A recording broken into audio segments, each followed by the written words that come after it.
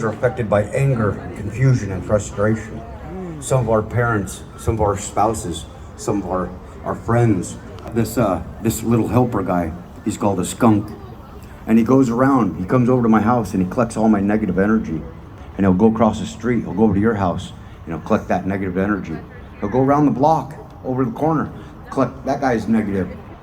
He'll go down the road and he collects all that negative energy until poof, that's that really bad smell we smell. And so we thank that janitor, that skunk, for helping us out, getting rid of that negative energy for us. And we also do the bear ceremony, the bear dance. And during that bear dance, we ask, because we're all affected by this anger, confusion, and frustration every day for somebody we know. And so we ask during these bear dances, you come and you pet that bear, and we release that anger, that confusion, that frustration. We let it all go. And so during these ceremonies, there's certain times we ask all the people to come and to sing and to pray and to pet the bears and take part in the ceremony.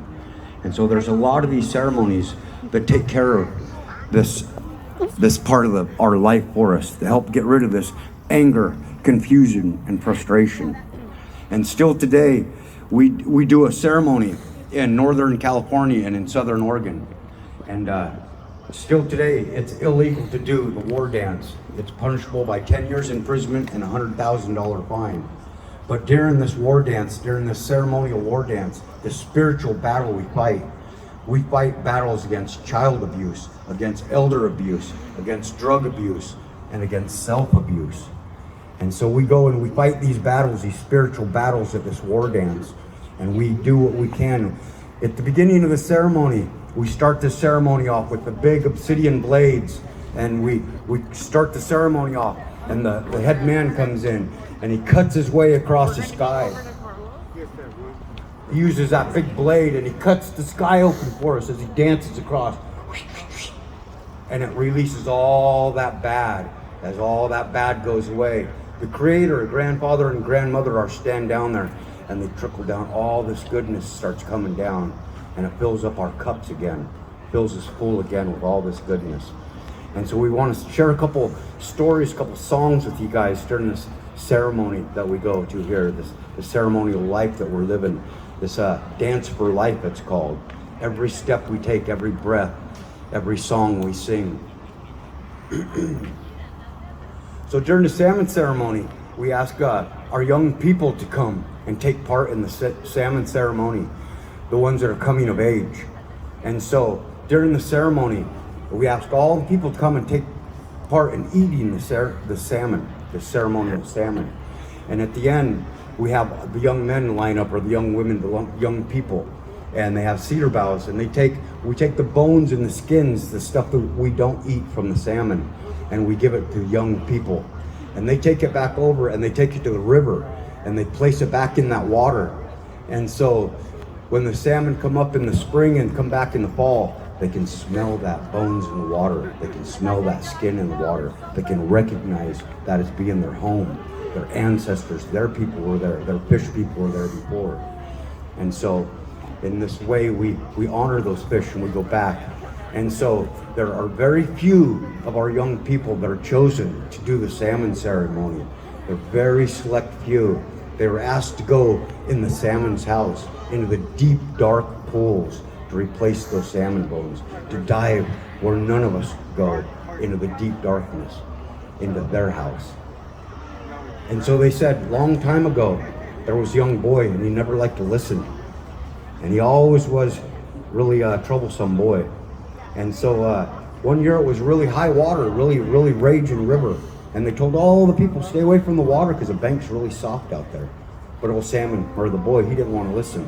And he went over there, playing around by the edge of the river, and it gave away. Whoosh! And the river got him and drug him down. And he went down and down to the bottom of the ocean, to the bottom of the river. The salmon there transformed him at the time into the salmon. He became Salmon Boy. The salmon told him, there's eagles and there's bears up there in the light at the top of the water. You stay down here in the bottom of the water in the deep dark pools where the salmon and the bear don't get you. It's very dangerous up there. But Salmon Boy, he didn't want to listen. He swam up all day. He got up there to the top of the water And he got out and he looked. He looked around at the village, and there was young men and young women and elders. They were cold and they were starving and freezing. He looked around. There was some huddling together trying to stay warm. Some of the elders were laying on the ground ready to pass over. So that salmon boy, he dove back down into the water, and he swam all the way back down there to the bottom of the river. And the other salmon seen him, the Chinook salmon and the coho, and they said, "What are you doing?" He said, "I went up there to the top of the water, to the light." And he said, "I seen up there." And they said, "What'd you see?" "We told you not to go there. You stay down here in the bottom." He said, "We're going to take you before the king salmon, so the king salmon can deal with you." So they took that salmon boy, and he went before the king salmon, and they said, "We told you not to go up there to the light and the water. We told you stay down here deep, so the salmon and the eagle don't get you. The bear and the eagle don't get you." He said, "I went up there, but when I looked out of the water, the two-leggeds were freezing. They were starving. They were hungry.